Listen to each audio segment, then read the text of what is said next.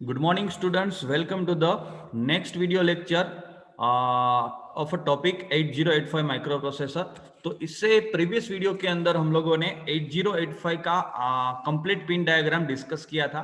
तो आज के लेक्चर के अंदर जो हम लोग टॉपिक डिस्कस करने वाले हैं उसका नाम है fetching, decoding and execution of an instruction. So in today's lecture, we are going to see how 8085 processor fetch an instruction from a program memory, how it decode and how it execute a particular instruction. तो सबसे पहले fetching part को समझते हैं कि how instructions are fetched from the program memory into 8085 microprocessor.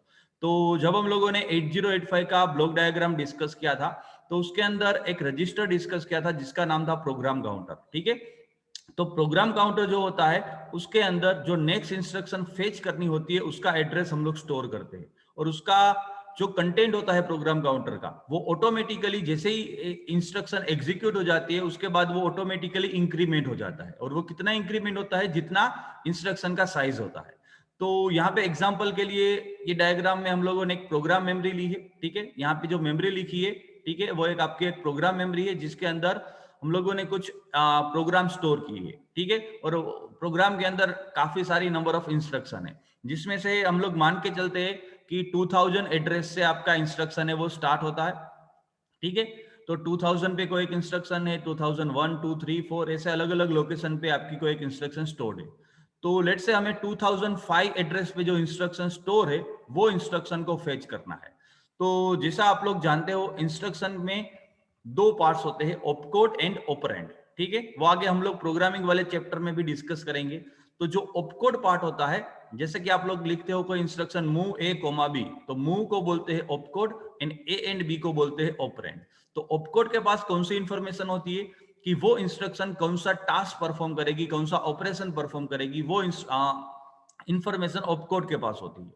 तो यहाँ पे मूव ए कोमा बी में मूव आपका ऑपकोड है, तो मूव के पास इंफॉर्मेशन होगी कि डेटा को मूव करना है. ठीक है. फिर ऑपरेंड के पास कौन सी इंफॉर्मेशन होती है कि कौन से दो नंबर के ऊपर आपको ऑपरेशन परफॉर्म करना है, वो ऑपरेंड के पास इंफॉर्मेशन होती है. तो मूव ए कोमा बी में आपको ए एंड बी ऑपरेंड है, तो आपको ये पता चलेगा कि बी का डेटा आपको ए में मूव करना है. ठीक है. तो इस तरह से ये सारी जो इंस्ट्रक्शंस होती है वो प्रोग्राम मेमोरी में स्टोर होती है. ठीक है. तो हम लोगों को पहले फेचिंग ऑपरेशन समझना है. ठीक है. तो इंस्ट्रक्शन में दो पार्ट हमने अभी डिस्कस किए कि ऑपकोड एंड ऑपरेंड. तो दोनों पार्ट को सेपरेटली फेच किया जाता है.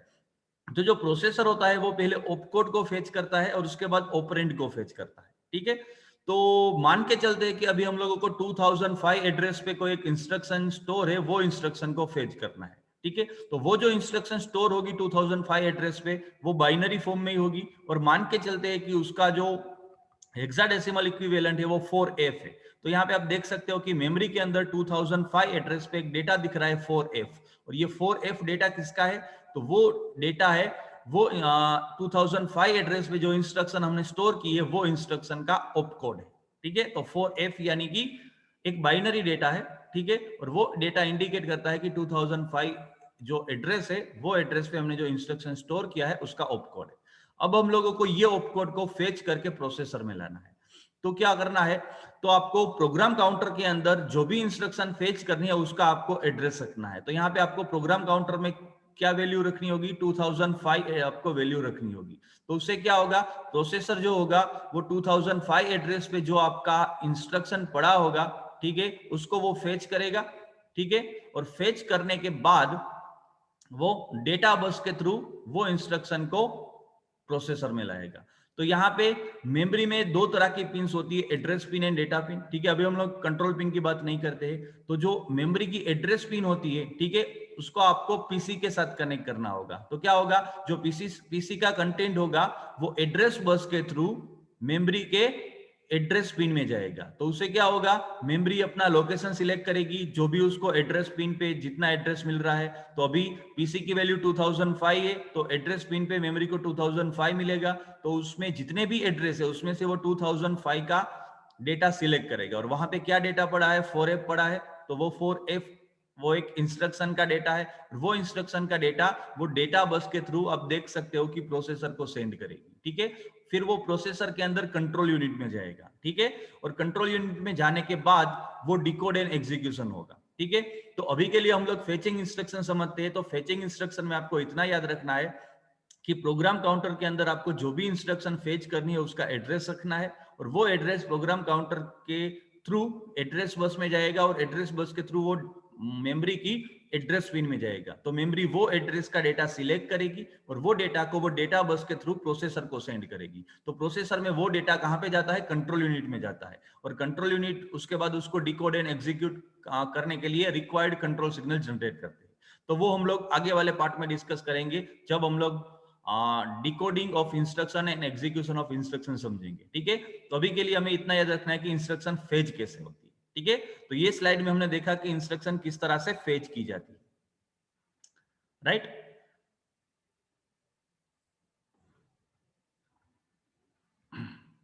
ओके। तो अब डिस्कस करते हैं कि उसके लिए जितने भी टाइमिंग साइकिल्स जरूरी है वो कैसे ऑपरेट होते हैं। तो सबसे पहले यहाँ पे इंस्ट्रक्शन को अगर आप लोगों को फेच करना है तो दो चीजें होती है, ऑपकोड एंड ऑपरेंड। तो ऑपकोड को फेच करने के लिए 4 टी स्टेट लगती है, ठीक है। एंड ऑपरेंड को फेच करने के लिए, ठीक है, अगर वो 1 बाइट का है तो उसमें 3 साइकिल लगेगी, अगर 2 बाइट का है तो 6 साइकिल लगेगी। तो डिफरेंट साइकिल लग सकती है। लेकिन अभी हम लोग ऑपकोड को फेच करने की बात कर रहे हैं। तो ऑपकोड को फेच करने के लिए 4 टी स्टेट लगती है। तो टी स्टेट क्या होता है? तो प्रोसेसर एक सीक्वेंशियल सर्किट है, सीक्वेंशियल डिजिटल सर्किट, और जितनी भी सीक्वेंशियल डिजिटल सर्किट्स होती है जैसे कि फ्लिप फ्लॉप, रजिस्टर्स, काउंटर्स, ठीक है, सभी सर्किट है वो क्लॉक सिग्नल पे काम करती है। तो क्लॉक सिग्नल सीक्वेंशियल सर्किट को देना जरूरी होता है। तो जैसे आप लोग स्मार्टफोन में भी देखते हो कि क्वालकॉम स्नैपड्रैगन 1.2 गीगाहर्ट्ज प्रोसेसर, तो उसमें जो 1.2 गीगाहर्ट्ज लिखा होता है वो क्लॉक की स्पीड होती है। तो यहाँ पे सबसे पहला सिग्नल हमने क्लॉक सिग्नल ड्रॉ किया है, ठीक है। और ये क्लॉक सिग्नल की फ्रीक्वेंसी डिपेंड करती है कि कौन सा प्रोसेसर यूज करते हो। तो प्रोसेसर टू प्रोसेसर वो वेरी करती है। अब क्लॉक फ्रीक्वेंसी का आप लोग रिवर्स करते हो तो आपको उसका टाइम पीरियड मिलता है, ठीक है। तो वो एक साइकिल का टाइम दिखाता है, उसको बोलते हैं 1 टी स्टेट, ठीक है। तो यहाँ पे देख सकते हो कि टोटल आपको 4 साइकिल दिख रही होगी, ठीक है। तो 4 साइकिल के अंदर पूरा ऑपकोड है वो प्रोसेसर में से, सॉरी, मेमोरी में से प्रोसेसर में फेच होके डिकोड और एग्जीक्यूट भी हो जाता है, ठीक है। तो ये आपको याद रखना है कि ऑपकोड को फेच करने के लिए बेसिकली 4 टी स्टेट लगती है, ठीक है। तो ये टी स्टेट की जो वैल्यू होती है वो डिफरेंट क्लॉक स्पीड के लिए डिफरेंट हो सकती है। जैसे कि अगर आप लोग 1 मेगाहर्ट्ज का क्लॉक सिग्नल यूज करते हो तो 1 मेगाहर्ट्ज का अपोजिट करोगे, इनवर्स करोगे तो 1 माइक्रो सेकंड मिलेगा। तो अगर आपके प्रोसेसर में 1 मेगाहर्ट्ज का क्लॉक सिग्नल दिया गया है तो उसकी टी स्टेट का साइज होगा 1 माइक्रो सेकंड, ठीक है। तो आपकी इंस्ट्रक्शन यहाँ पे 4 साइकिल में फेच होती है, तो 4 माइक्रो सेकंड के अंदर आपकी कंप्लीट ऑपकोड है वो फेच हो जाएगा, ठीक है। और अगर आप लोग 1 गीगाहर्ट्ज का प्रोसेसर यूज करते हो तो 1 गीगाहर्ट्ज का इनवर्स होता है 1 नैनो सेकंड। तो आपका एक टी स्टेट 1 नैनो सेकंड का होगा। तो पूरा ऑपकोड को फेच करने के लिए 4 नैनो सेकंड लगते हैं, ठीक है। तो प्रोसेसर टू प्रोसेसर ये वेरी करता है। तो यहाँ पे पहला हमारा सिग्नल है क्लॉक सिग्नल, उसके बाद सेकंड सिग्नल दिया है A8 टू A15, ठीक है, और उसके बाद AD0 टू AD7। तो हम लोगों ने पिन डायग्राम में डिस्कस किया था कि A8 टू A15 में हम लोग हायर ऑर्डर एड्रेस बाइट को सेंड करते हैं, ठीक है। तो यहाँ पे हमारा एड्रेस क्या था? 2005, जिसमें से 20 आपका हायर ऑर्डर एड्रेस बोलते हैं एंड 05 को लोअर ऑर्डर एड्रेस बोलते हैं। तो यहाँ पे देख सकते हो कि A8 टू A15 है, उसमें हम लोगों ने कौन सा एड्रेस सेंड किया है? 20 डेटा, 20 जो है उसको हमने सेंड किया है। तो वो आप देख सकते हो कि हम लोगों ने हायर ऑर्डर एड्रेस में 20H सेंड किया है, H यानी कि हेक्साडेसिमल, ठीक है। फिर AD0 टू AD7, तो ये multiplex data and address pin होती है जिसमें हम लोग पहले लोअर ऑर्डर एड्रेस को सेंड करते हैं, उसके बाद मेमोरी रीड होती है और उसके बाद आपको वहां से मेमोरी में से जो डेटा आता है वो ये पिन में मिलता है, ठीक है। तो पहले हम लोग लोअर ऑर्डर एड्रेस को सेंड करना है, और आपका एड्रेस 2005 था तो 20 हम लोगों ने ऊपर की पिन में सेंड किया, तो यहाँ पे 05H आपका सेंड होगा। तो ये एड्रेस सेंड किया, उसके बाद थोड़ी देर के लिए मेमोरी रीड होगी, ठीक है। रीड होके आपको वही पिन के अंदर जो ऑपकोड का डेटा मिलेगा, और आपका ऑपकोड क्या था? यहाँ पे 4F था, तो आपको 4F का डेटा यही पिन में से मिल जाएगा, ठीक है। तो आप देख सकते हो कि आपको 4F का डेटा मिल गया, ठीक है। अब उसके बाद ALE पिन, तो ALE पिन का आपको काम याद होगा, टास्क किया था कि अगर 1 रखते हैं तो AD0 to AD7 pin address के लिए काम करती है, और 0 रखते हैं तो डेटा के लिए काम करती है। तो फर्स्ट साइकिल के अंदर हम लोग फर्स्ट स्टेट के अंदर AD0 टू AD7 पिन में एड्रेस सेंड करते हैं, तो उसमें हमने ALE पिन को 1 किया, और बाकी सब में हम लोग डेटा सेंड रिसीव करते हैं तो उसके लिए हम लोगों ने 0 कर दिया। तो पहली साइकिल के लिए सिर्फ ALE पिन 1 होगी, बाकी सब में वो 0 हो जाएगी, ठीक है। अब उसके बाद आयो ऑब्लिक एम बार पिन, तो अगर आप लोग ये पिन को 1 रखते हैं तो आयो डिवाइस में से डेटा रीड या राइट होगा, और अगर 0 रखते हैं तो मेमोरी में से डेटा रीड या राइट होगा। तो अभी हम लोग के लिए ऑपकोड फेच करते हैं, और ऑपकोड है वो मेमोरी में स्टोर होता है, तो आपको आयो बाय एम बार पिन को 0 रखना होगा। इसीलिए आप लोग देख सकते हो कि उसको 1 में से 0 करके through out the 4 T state उसको 0 रखा है। ठीक है, तो ये 0 रखेंगे तो क्या होगा कि वो मेमोरी के लिए कंट्रोल सिग्नल जनरेट करेगा हमारा प्रोसेसर। ठीक है, तो अभी हम लोग प्रोग्राम मेमोरी में से डेटा फेच करते हैं, इसीलिए आपको आयो बाय एम बार पिन को 0 रखना है। तो आप देख सकते हो कि चारों टी स्टेट में उसकी वैल्यू 0 है। फिर रीड बार सिग्नल, तो रीड बार एक कंट्रोल सिग्नल है, तो जब भी आप लोगों को मेमोरी रीड करनी होती है तो ये पिन को 0 करनी होती है। तो यहाँ पे आप देख सकते हो कि जब आपका डेटा है वो डेटा पिन में आता है D0 टू D7 में, वो टाइम के लिए आपका जो रीड बार पिन है वो 0 है और बाकी के टाइम के लिए 1 है। ठीक है, तो मेमोरी रीड होगी, लेकिन सिर्फ और सिर्फ second and third T state के अंदर आपकी मेमोरी रीड हो रही है। तो सिर्फ और सिर्फ second and third T state में हमने रीड बार की वैल्यू 0 रखी है, बाकी सब जगह पे मेमोरी रीड नहीं हो रही है, तो वहां पे हमने 1 किया है। ठीक है, तो यहाँ पे आप लोगों को ये रीड बार कंट्रोल सिग्नल समझना है। तो ये जो डायग्राम हमने ड्रॉ किया, ठीक है, वो दिखाता है कि कैसे आपकी इंस्ट्रक्शन है वो प्रोग्राम मेमोरी में से फेच होके आपका प्रोसेसर है उसके अंदर आती है, और इसके डायग्राम को बोलते हैं timing diagram of a instruction fetching.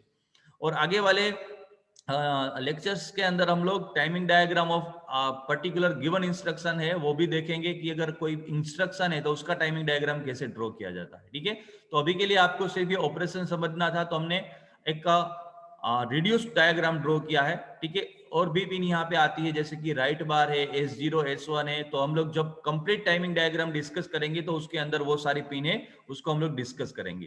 तो अभी हमने जो चारों टी स्टेट का ऑपरेशन डिस्कस किया वो यहाँ पे राइट अप में लिखा है, तो आप लोग वीडियो को पॉज करके इसको रीड भी कर सकते हो। तो ये जो हमने पार्ट देखा वो था कंप्लीटली इंस्ट्रक्शन को कैसे फेच किया जाता है। ठीक है, अब हम लोग समझते हैं कि इंस्ट्रक्शन को फेच करने के बाद मान लो वो प्रोसेसर में आ जाती है, तो वो प्रोसेसर में कंट्रोल यूनिट में आती है। तो कंट्रोल यूनिट किसको किस तरह से उसको डिकोड करके एग्जीक्यूट करने में काम करता है। तो सबसे पहले जो भी इंस्ट्रक्शन हमने प्रोग्राम मेमोरी में से फेच की होती है वो कंट्रोल यूनिट में आती है। अब कंट्रोल यूनिट जब हम लोगों ने आर्किटेक्चर डिस्कस किया था तो उसके अंदर देखा था कि देयर आर 3 ब्लॉक्स। जो पहला ब्लॉक था वो इंस्ट्रक्शन रजिस्टर का था, दूसरा जो ब्लॉक था वो आपका instruction decoder and machine cycle encoder का था, एंड तीसरा जो ब्लॉक था वो आपका कंट्रोल यूनिट का था। ठीक है, तो जो भी इंस्ट्रक्शन हम लोगों ने मेमोरी में से फेच की होती है वो सबसे पहले कंट्रोल यूनिट में आती है थ्रू द डेटा बस।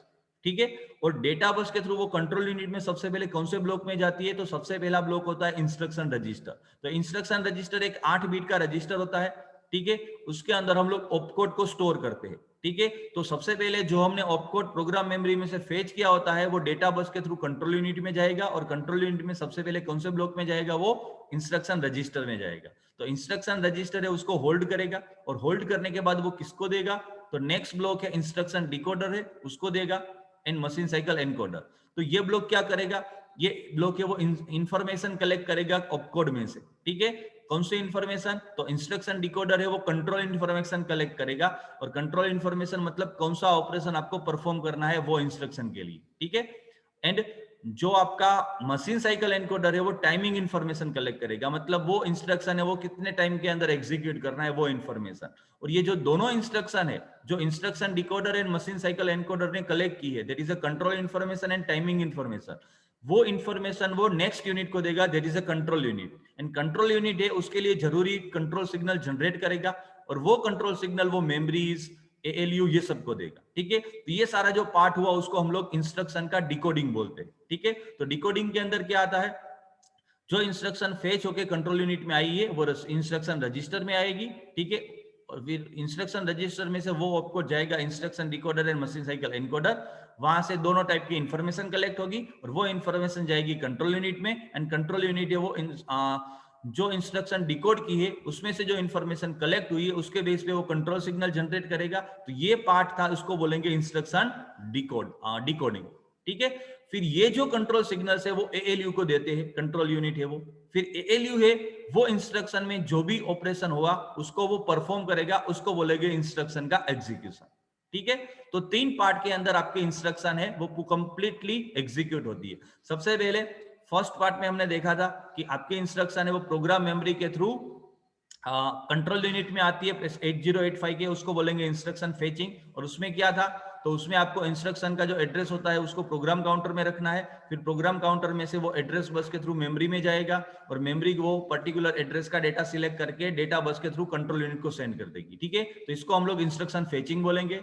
फिर इंस्ट्रक्शन डिकोडर में क्या होगा, इंस्ट्रक्शन डिकोडिंग में तो जो भी इंस्ट्रक्शन हमने मेमोरी में से फेच किए वो इंस्ट्रक्शन सबसे पहले इंस्ट्रक्शन रजिस्टर में स्टोर होगी, वहां से instruction decoder and machine cycle encoder में वो डिकोड होगी।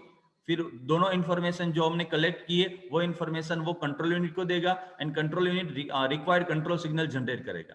तो ये 3 पार्ट है, उसको बोलेंगे हम लोग इंस्ट्रक्शन डिकोडिंग। फिर ये जो कंट्रोल सिग्नल है वो एएलयू को मिलेंगे और एएलयू है वो पर्टिकुलर ऑपरेशन परफॉर्म करेगा, तो इसको बोलेंगे इंस्ट्रक्शन एग्जीक्यूशन। ठीक है, तो आज के लेक्चर के अंदर हम लोगों ने बेसिकली इंस्ट्रक्शन के रिलेटेड 3 ऑपरेशन स्टडी किए। How instruction is fetching from program memory, how it is decoded and how instruction is executed in 8085 microprocessor। ठीक है, तो आज का जो आपका होमवर्क है वो आपको ये तीनों ऑपरेशन एक्सप्लेन करने हैं, instruction fetching, instruction decoding and instruction execution in 8085 microprocessor. और ये होमवर्क आपको कंप्लीट करके गूगल क्लासरूम के अंदर उसको सबमिट करना है बिफोर द नेक्स्ट लेक्चर। तो नेक्स्ट वीडियो में मिलते हैं, उसके अंदर हम लोग इंस्ट्रक्शन का बेसिक जो स्ट्रक्चर होता है उसको डिस्कस करेंगे एंड उसके रिलेटेड जो एड्रेसिंग मोड्स है उसको हम लोग नेक्स्ट लेक्चर के अंदर डिस्कस करने वाले हैं। Thank you.